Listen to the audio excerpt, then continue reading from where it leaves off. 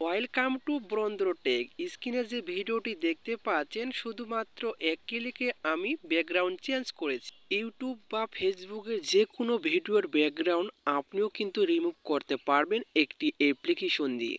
অনেকেই কিন্তু 2 থেকে 3টি অ্যাপ্লিকেশন দেখিয়ে দেয়, তো আজকে আমি আপনাদেরকে সহজভাবে দেখিয়ে দিব কিভাবে আপনারা ভিডিওর ব্যাকগ্রাউন্ডটি চেঞ্জ করবেন। তো এই জন্য আপনাদেরকে একটি অ্যাপ্লিকেশন প্রয়োজন হবে। আমি ভিডিওর ডিসক্রিপশন বক্সে লিঙ্কটি দিয়ে রাখবো, সেখান থেকে আপনার লিঙ্কে ক্লিক করে অ্যাপ্লিকেশনটি ওপেন করে নেবেন।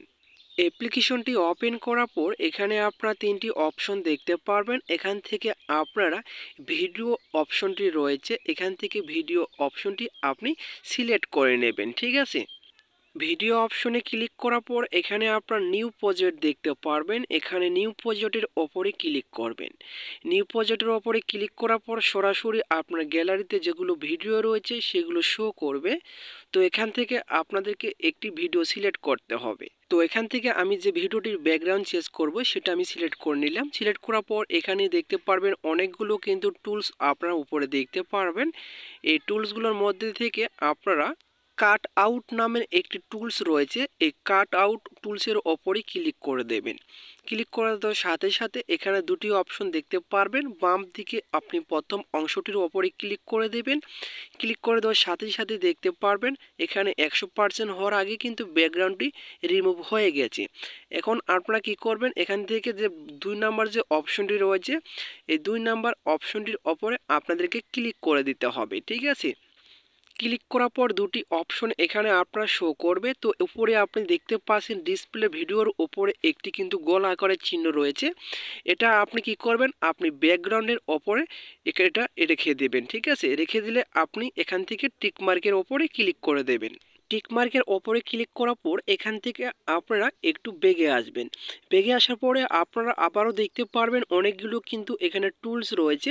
এখান থেকে আপনারা ব্যাকগ্রাউন্ড নামের একটি টুলস দেখতে পারবেন, এটা আপনারা খুঁজে বের করবেন। এখান থেকে খুঁজে বের করার পর এখান থেকে আপনারা সেই ব্যাকগ্রাউন্ডের ওপরে আপনাদেরকে ক্লিক করে দিতে হবে।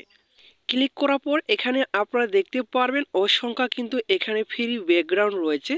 এগুলো কিন্তু আপনার ফ্রিতে ইউজ করতে পারেন, অথবা আপনি যদি চান আপনার ডাউনলোড করা ব্যাকগ্রাউন্ড আপনি এখানে অ্যাড করবেন। এর জন্য আপনারা এখানে গ্যালারি নামের একটি অপশন দেখতে পারবেন, ফটো অপশনের মতো, এখানে ক্লিক করে দেবেন। সাথে সাথে আপনার গ্যালারি শো করবে। সেখান থেকে আপনাদের একটি ব্যাকগ্রাউন্ড সিলেক্ট করে নিতে হবে।